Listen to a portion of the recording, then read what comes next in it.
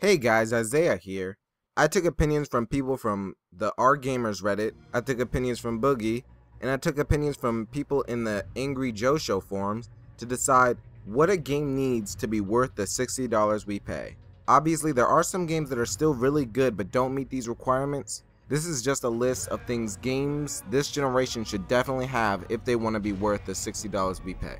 Now, the games will be split into two categories: story-based games and multiplayer games. Story-based games are games that don't really have a multiplayer or don't have a committed multiplayer and have a really long and good campaign, and multiplayer games are games that have really short campaigns but a lot of hours of multiplayer. So let's get started. First off, story-based games should have around 15 to 20 hours of gameplay. That's not including playing on the hardest difficulty and side quests / collectibles. A lot of people said different things, but I think 15 to 20 hours was the most average and the most believable of the comments. Multiplayer based games should have at least a 6 to 8 hour campaign, but have at least 50 plus hours of multiplayer gameplay. Now it sounds like a lot, but it's really not.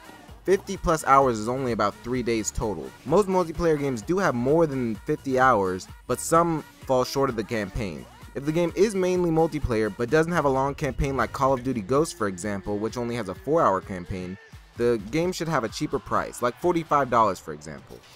But if the game does have story, the writing should be good. It should have interesting story and characters. If you're gonna have a campaign at all, you should put some work into it. Story-based games should have good replayability, like going through the game again to get all the collectibles or beating it on the highest difficulty, while multiplayer games should be constantly refined and updated. Glitches in multiplayer games should not be there for more than a week. They should always be fixed as soon as possible. Also, everything should be available at launch. Everything should be there. GTA Online, for example, made us wait an entire week, and it still didn't work right. So the game should just have everything that they have completed in it. It shouldn't feel like people are buying an incomplete game. Now, graphics wise, with this being a new generation and all, every game should run at least 60 frames per second and be 720 or 1080p. Now I know most people want 1080p for all games period, but 720p should be acceptable, for now at least. Glitches and bugs that stop you from completing the game or enjoying it should definitely not be there. There should be game testers. There shouldn't be any easy to get to glitch that could just stop your campaign progress or mess up multiplayer in any way.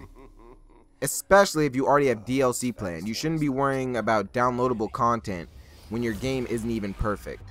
Microtransactions and DLC should not limit people's games. Microtransactions should not be pay to win or make one player better than the other just because they paid a little money. And there is no such thing as Day 1 DLC. Day 1 DLC is just part of a completed game that is taken away and makes players forced to pay for it. We deserve a complete game with the money we're paying. Everything in it. And you should wait at least 1 or 2 months before DLC even comes in your head. That means all the launch glitches like campaign being messed up or multiplayer being modded should all be fixed. If developers do want to make games with microtransactions, then maybe they should just make it a microtransactions game. Lower the price to $45, $30 or even free, and then just have basically all the game stuff microtransactions instead of making us pay $60 and not getting a full game. Now, as I said, there are obviously some exclusions to this rule, and I don't want you guys to think that I'm forcing what a $60 game should be.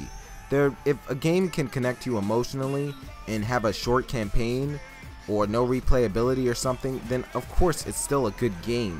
But I'm just saying that this is the next generation, and we should have some guidelines that make our $60 worth what we paid. We shouldn't have games like Aliens, Colonial Marines again. And we really shouldn't support games that don't follow these guidelines.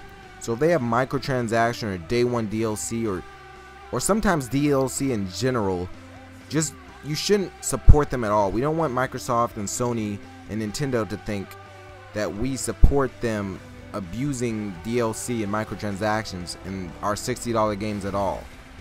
We need the developers to follow these rules so that we pay the right amount of money for video games. So they either need to make the video games right or lower the price. Thanks for watching, guys. I hope you enjoyed, and I hope you actually agree with my opinion. I thank all the people who commented on my post on Reddit in the Angry Joe Show forums, and thank Boogie21988 for his microtransactions and DLC video. and I hope you guys subscribe for more. Thanks for watching.